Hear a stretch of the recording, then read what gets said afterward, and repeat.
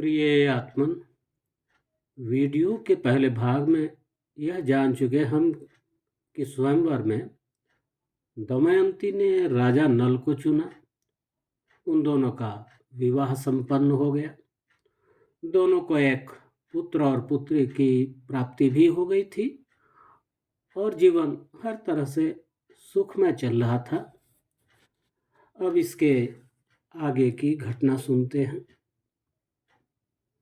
दमयंती के स्वयंवर से लौटते समय देवताओं ने आकाश मार्ग में कलयुग और द्वापर को देखकर जब पूछा कहाँ जा रहे हो, तो कलि ने बताया कि दमयंती के स्वयंवर में जा रहा हूँ क्योंकि मेरा मन उसमें आसक्त हो गया है। इंद्रदेव ने बताया कि स्वयंवर तो संपन्न हो चुका है और हमारे सामने ही दमयंती ने नल को अपना पति चुना है। यह समाचार सुनते ही कलयुग ने क्रोध से दांत पीसते हुए कहा, दमयंती ने देवताओं के बीच में मनुष्य को पति चुनकर बहुत बड़ा अपराध किया है। इसके लिए उसे भयानक दंड मिलना चाहिए। दमयंती ने हमारी आज्ञा से ही नल का वरण किया है। राजा नल सर्वगुण संपन्न और सदाचारी है। उसे जो दंडित करना चाहेगा वह तो मानो स्वयं अपना ही विनाश करेगा। ऐसा बोलकर देव समूह तो चला गया, पर स्वभावतः पापी कलयुग ने राजा नल को तबाह करने का निश्चय कर लिया और निषद देश में जाकर नल की कोई कमजोरी तलाश करने लगा। 12 वर्षों बाद एक दिन जब नल लघु शंका करने के पश्चात हाथ मुख धोकर बिना पैर धोए पूजा करने बैठ गया, तब अपवित्र दशा का लाभ उठाते हुए कलयुग किसी संक्रमण की तरह उसके भीतर प्रविष्ट हो गया। फिर कलयुग ने दूसरा रूप धारण कर नल के भाई पुष्कर को जाकर प्रलोभन दिया कि तुम चलकर राजा नल के साथ जुआ खेलो, मैं तुम्हारे साथ रहूंगा और तुम नल को पूरे राज्य के साथ जीत लोगे। कलयुग से प्रेरित पुष्कर ने जाकर नल को बार बार जुआ खेलने का आमंत्रण देना शुरू किया और कलि के प्रभाववश नल ने दमयंती के सामने ही जुआ खेलना शुरू किया। धीरे धीरे नल सोना चांदी आभूषण आदि दांव लगाकर हारता जा रहा था। राजा की इस जुए में निरंतर हारने की बात सुनकर सारी प्रजा मंत्रियों के साथ राजमहल पहुंच गई। दमयंती ने जाकर बार बार सूचित किया, पर नल ने उसकी ओर देखा भी नहीं। प्रजा और मंत्री भावी अनिष्ट की भयावह आशंका करते हुए वापस लौट गए। कई महीने जुआ चलता रहा। नल एक एक कर सब धन हारता जा रहा था और यह सब देखकर दमयंती व्याकुल हुई जा रही थी। उसने अपनी विश्वस्त दाय बृहत सेना से संकट का संदेश भेजकर सभी मंत्रियों को बुलवाया और वस्तु स्थिति से अवगत कराया। मंत्री समूह भी बेहद चिंता में डूबने लगा। दमयंती ने जाकर नल को बताया कि मंत्रीगण आपके दर्शनार्थ प्रतीक्षा कर रहे हैं, परंतु 2-3 बार उसके निवेदन के बाद भी नल ने अनसुना करते हुए कोई उत्तर नहीं दिया और जुए के दांव में ही व्यस्त रहा। दुखी और लज्जित होकर दमयंती अपने भवन में लौट आई, लेकिन आने वाली विपदा उसे त्रस्त किए जा रही थी। फिर उसने बृहत सेना को भेजकर वार्ष्णेय नामक सारथी को बुलाकर कहा, तुम महाराज नल के प्रिय विश्वास पात्र सेवक रहे हो। महाराज लगातार पुष्कर से जुए में सब कुछ हारे जा रहे हैं और मोहवश मेरी कोई बात भी नहीं सुन रहे। यह सब मुझे बहुत अशुभ होता दिख रहा है, इसलिए तुम रथ पर मेरे इन दोनों बच्चों को बिठाकर मेरे मैके कुंडिनपुर पहुंचा दो। वहां रथ सहित बच्चों को सौंपकर तुम भी रह जाना या इच्छानुसार कहीं और चले जाना।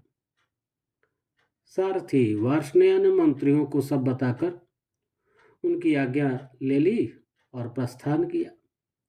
कुंडिनपुर पहुंचकर बच्चों और रथ को राजा भीम को सौंपकर दुखी मन से घूमता हुआ वह अयोध्या नगरी पहुंचा और वहां राजा ऋतुपर्ण के सारथी का कार्य करने लगा। इधर राजा नल सब कुछ हार चुका था। पुष्कर ने उसकी हंसी उड़ाते हुए कहा, अब तो तुम्हारे पास केवल दमयंती भर रह गई है, चाहो तो उसे दांव लगाकर खेल सकते हो। नल बिना कुछ बोले देह के सारे गहने आदि उतार कर एक धोती मात्र धारण किए हुए राजभवन से निकल पड़ा। एक वस्त्रधारिणी दमयंती भी पति के पीछे चल पड़ी। नगर से बाहर आकर 3 दिनों तक दोनों भूखे प्यासे पड़े रहे। किसी ने चाह कर भी भय के मारे इनकी कोई सहायता नहीं की, क्योंकि पुष्कर ने पूरे राज्य में घोषणा करवा दी थी कि जो कोई नल के साथ उदारता दिखाएगा उसे मार डाला जाएगा। भूख से पीड़ित नल फल मूल खोजता रास्ते में आगे बढ़ता हुआ गहरे जंगल में प्रविष्ट हुआ। दमयंती चुपचाप पीछे पीछे चली जा रही थी। एक दिन नल ने वन में सुनहरे पंख वाले कुछ पक्षी देखे।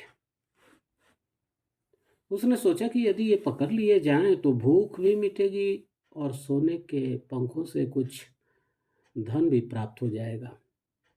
पक्षियों को पकड़ने के लिए उसने अपनी धोती उतारकर पक्षियों के ऊपर डाल दिया, पर सारे पक्षी उसकी धोती लिए आकाश में उड़ गए।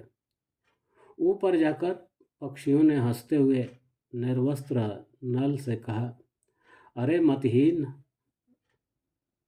हम पक्षी नहीं चूहे के पासे हैं और तुम्हारा यह कपड़ा लेने ही यहाँ आए तुम्हारे पीछे पीछे। राजभवन से निकलते समय इस वस्त्र में लिपटे हुए तुम्हें देखकर हमें खुशी नहीं मिली थी। अब हम तुम्हारे वस्त्रहीन होने से संतुष्ट हुए।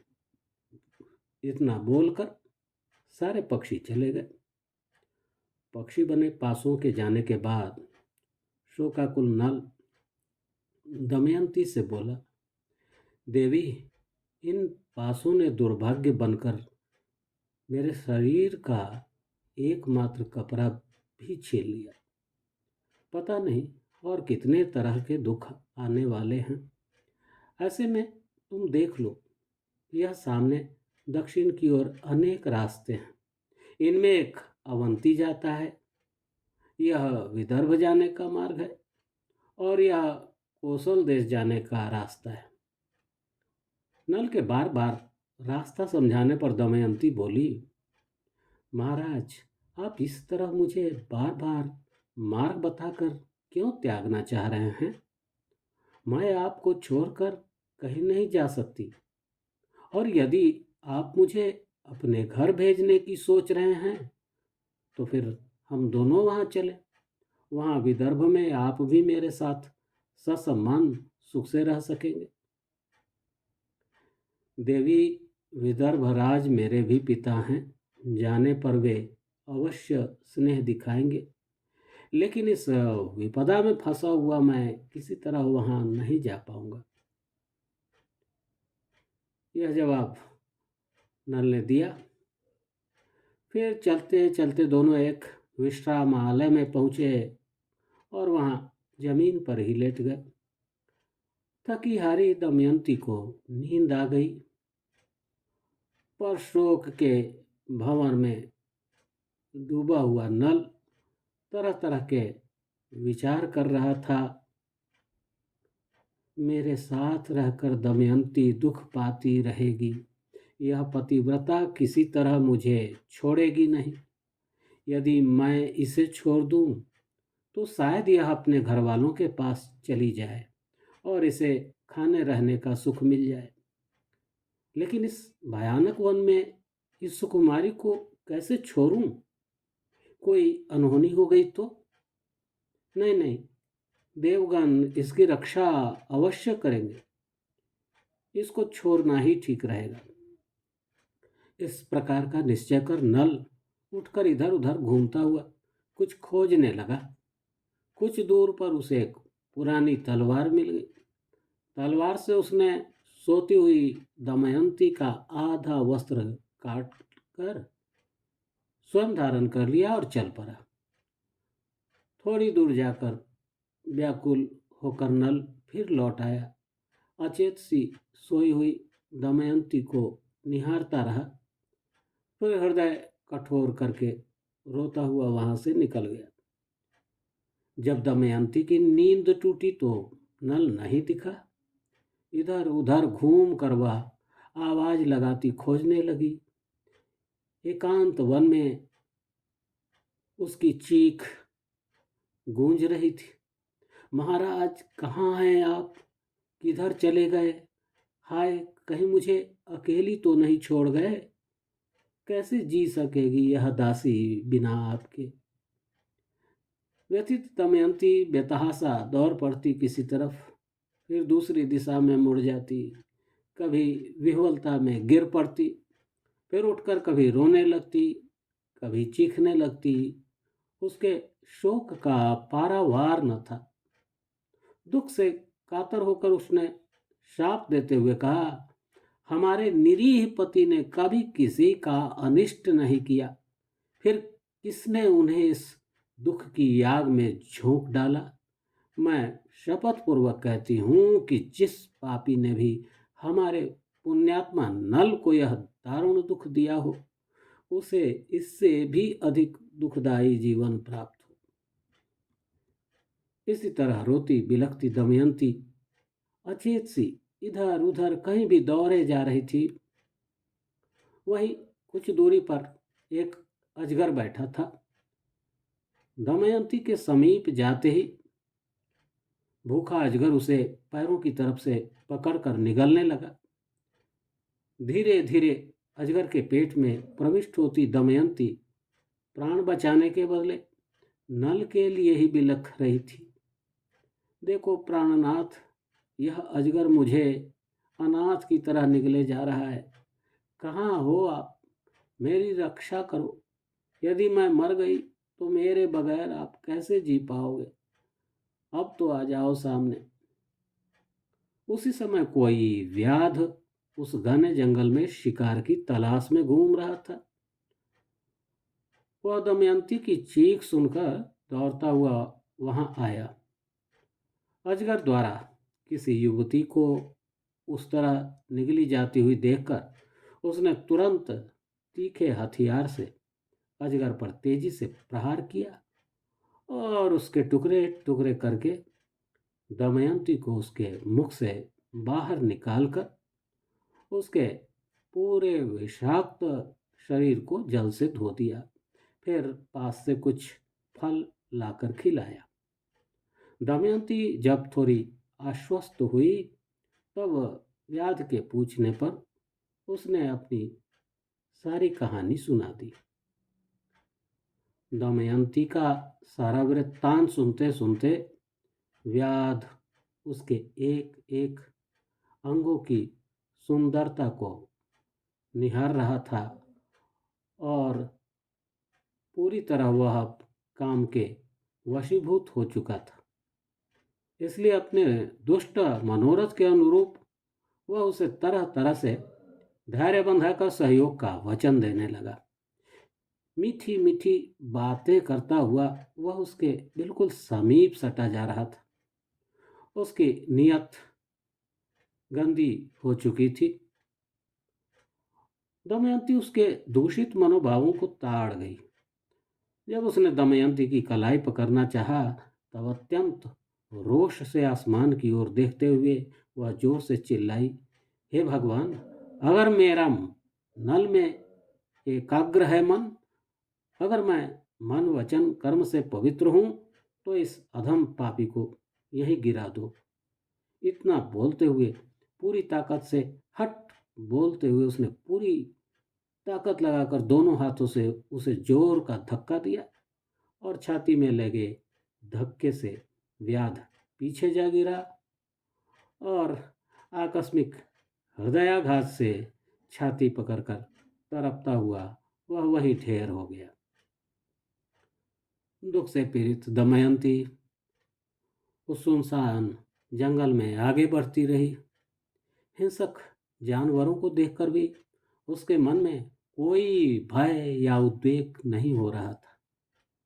भूख प्यास से थक कर जब वह एक शिलाखंड पर बैठी, तब फिर करुण क्रंदन करने लगी। कभी सामने से गुजरते सिंह से नल के बारे में पूछ रही थी, तो कभी सामने खड़े पर्वत से, तो कभी समक्ष बहती हुई नदियों से। कुछ समय बाद वह फिर उत्तर दिशा की ओर चल पड़ी। लगातार 3 दिनों तक अनवरत चलते हुए उसने तपस्वियों का एक आश्रम देखा। आश्रम के भीतर जाकर तपस्वी महात्माओं के समूह को नमस्कार कर वह विनीत भाव से खड़ी हो गई। तपस्वियों ने दमयंती से कहा, पुत्री, तुम्हारा स्वागत है। तुम इस वन की देवी हो या पर्वत की देवी हो? इधर तुम्हारा आगमन किस प्रयोजन से हुआ है? बताओ, हम तुम्हारे लिए क्या कर सकते हैं? दमयंती ने तपस्वियों से कहा, हे तपापूत आत्माओं, मैं कोई देवी नहीं, मानुषी स्त्री हूँ। विदर्भ देश के राजा भीम मेरे पिता हैं और निषद देश के राजा नल मेरे पति हैं। एक दिन किसी कपटी ने जुए में छल से हराकर मेरे पति का राज्य और सर्वस्व हर लिया और आत्मग्लानि में मुझे बिना बताए वे इन्हीं जंगलों की तरफ चले आए। तब से मैं उन्हीं की खोज करती हुई वन, पर्वत, नदी, तालाब सभी स्थानों में भटक रही हूँ। यदि आप लोगों ने उन्हें देखा हो तो बताएं। उनके बगैर मेरा जीवन निष्प्रयोजन लग रहा है। कुछ दिनों में यदि मैं नल को न देख सकी तो निश्चय ही देह त्याग कर दूंगी। दमयंती के करुण विलाप सुनकर दयालु तपस्वियों ने स्नेहपूर्ण स्वर में कहा, बेटी, जैसा तपोबल से हम देख रहे हैं, तुम्हारा भविष्य परम सुखद रहेगा। तुम जल्दी ही नल को भी देख सकोगी और सारे संकटों से मुक्त राजा फिर से अपना राज्य प्राप्त करेंगे। इतना बोलकर सारे तपस्वी आश्रम सहित वहां से विलुप्त हो गए।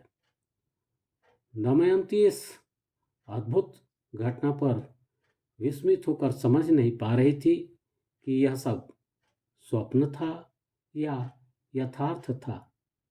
बहुत देर तक सोच विचार के बाद वह आगे चल पड़ी। बहुत दूर रास्ता तय करने के बाद उसने व्यापारियों का जाता हुआ एक समूह देखा। दमयंती हाथी, घोड़े, रथों से भरे इस समूह के भीतर घुसकर चलने लगी। मैले कुचैले, आधे वस्त्र से ढके, धूल सने शरीर वाली स्त्री को देखकर भीड़ के कई लोग डर कर चीखने लगे। कुछ भागने लगे, कुछ हंसी उड़ा रहे थे और कुछ को तरस आ रहा था। तब समूह के सरदार ने दमयंती से पूछा, देवी, तुम कौन हो किसकी स्त्री हो और इस वन में क्या कर रही हो? क्या तुम मानवी हो या वन पर्वत या दिशा की देवी हो, अथवा तुम कोई यक्षिणी, राक्षसी या देवी स्त्री हो? हम सब शरणागत हैं, हमारा सब प्रकार से हित हो सके ऐसी कृपा करो। तब दमयंती ने अपना परिचय देकर बताया कि वह अपने पति की खोज में व्याकुल होकर इस भयानक जंगल में भटक रही है, और फिर सरदार की अनुमति लेकर वह भी चेदिराज के नगर जा रहे उस दल के साथ यात्रा में सम्मिलित हो गई।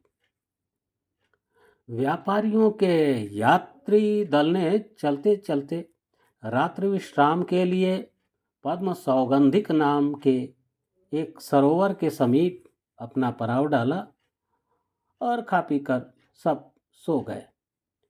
आधी रात में जंगली हाथियों का झुंड पानी पीने निकला और व्यापारियों के हाथियों पर हमला कर दिया। हाथियों के आक्रमण में बहुत सारे व्यापारी कुचल दिए गए, बहुत से ऊंट और घोड़े मारे गए। चारों तरफ हाहाकार मच गया। भागो रे, बचाओ रे का आर्तनाद फैला हुआ था। भय के मारे सब प्राण बचाने इधर उधर भाग रहे थे। ऐसी चतुर्दिक चीख पुकार की आवाज में दमयंती भी जाग उठी और इस भयानक दृश्य को देखकर संत्रस्त हो गई। यात्री दल के लोग जो जीवित बचे थे वे सब एकत्र होकर इस आकस्मिक अनहोनी पर अपने अपने भाव व्यक्त करने लगे। कोई बोला, जरूर यह हमारे किन्हीं कुकर्मों का ही फल है। किसी ने कहा, हमने मणिभद्र का सही पूजन नहीं किया। किसी ने कहा, लगता है हमारी किसी त्रुटि से यक्षराज कुबेर नाराज हो गए। फिर किसी ने कहा, हमने विघ्नहर्ता विनायक का स्मरण नहीं किया था। किसी ने कहा, बिना किसी पाप के तो ऐसा होना संभव ही नहीं था। जिन लोगों के सगे संबंधी मारे गए थे या जिनकी संपत्ति का बहुत नुकसान हो गया था वे अलग ही तरह की बातें कर रहे थे। अरे, आज हमारे दल में जो उन्मत्त औरत सुंदर रूप धारण करके आई और शामिल हो गई थी, यह सब उसी की भयानक माया है। निश्चय ही वह कोई यक्षिणी, राक्षसी या पिशाचिनी थी और उसी ने हमारे पूरे दल का विनाश कर डाला। अब अगर वह कृत्या दिखाई दे जाए तो हम लोग उसे अवश्य मार डालेंगे। यात्री दल के लोगों की इस तरह की भयकारी बातें सुनकर दमयंती भय और लज्जा से गड़ी जा रही थी। निर्जन स्थान पर जाकर वह अपने दुर्भाग्य पर विलाप करने लगी। ओह भगवान, इस जीवन में मैंने किसी का थोड़ा भी अमंगल नहीं किया, फिर यह मेरे किस कर्म का कुफल मिल रहा है। जरूर यह मेरे पूर्व जन्मों के पाप का ही फल भोगना पड़ रहा है, जो राज्य, पति और संतान से अलग होकर मैं असहाय बनी मारी मारी फिर रही हूँ। लगता है सचमुच मेरे ही पापों के कारण इस यात्री दल के लोगों पर भी विपदा टूट पड़ी, जो इतने सारे निर्दोष लोग मारे गए। यह पाप कर्मों का फल नहीं तो और क्या है, जो ये लोग मुझे ही सारी अनहोनी का मूल मान रहे हैं। इसी प्रकार रोते बिलखते दमयंती की रात व्यतीत हुई। फिर सुबह में जीवित बचे हुए यात्रियों के साथ चलकर वह चेदिराज सुबाहु की राजधानी जा पहुंची। आधे कपड़ों में लिपटी, धूल मिट्टी से सनी, खुले और फैले केशों वाली दमयंती को पागल समझकर चारों ओर से बच्चे उसे घेरे हुए चल रहे थे। इसी बीच महल की छत पर खड़ी राजमाता ने जब यह दृश्य देखा तो दासी को बोली, जाकर उस स्त्री को बुला लाओ, लोग उसे पागल समझकर तंग कर रहे हैं। इस दुखिनी को किसी आश्रय की जरूरत है। राजमाता के आदेश पर दासी दमयंती को अपने साथ ले आई। तब राजमाता ने उसे पानी आदि पिलवाकर स्नेह से पूछा, बेटी, तुम कौन हो? तुम्हारा घर कहाँ है? इस तरह बावली की तरह कहाँ जा रही थी? इस दीनहीन दशा में तुम्हारे चेहरे पर दिव्य कांति विराजमान है, यह मेरे लिए अत्यंत कौतूहल का विषय। तब दमयंती ने कहा, माता जी, मैं रनिवास में काम करने वाली सैरंध्री जाति की स्त्री हूँ। मेरा पति जुए में सब कुछ हार कर जंगल चला गया।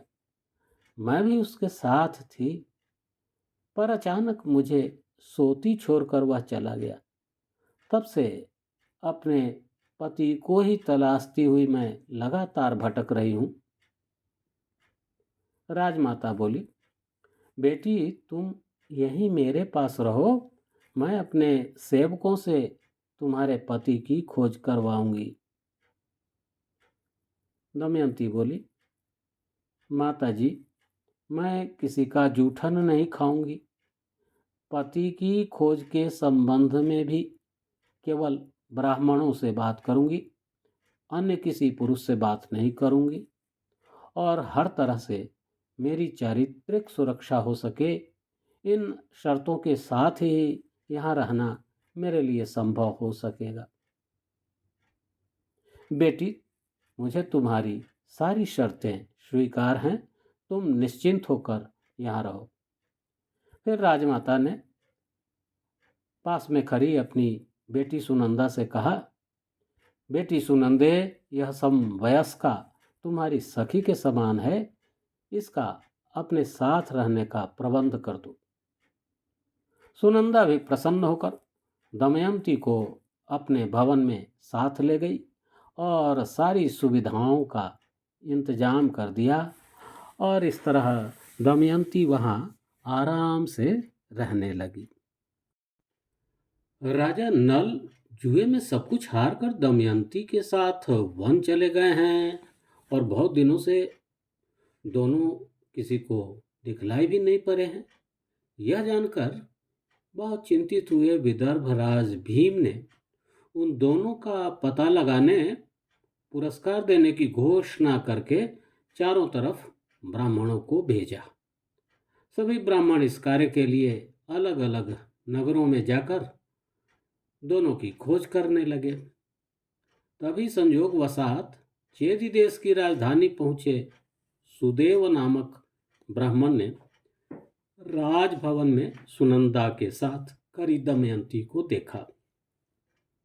कुछ देर तक निहार कर और पहचान से निश्चिंत होकर सुदेव ने समीप जाकर दमयंती से कहा, विदर्भराज नंदिनी, मैं तुम्हारे भाई का प्रिय मित्र सुदेव हूँ।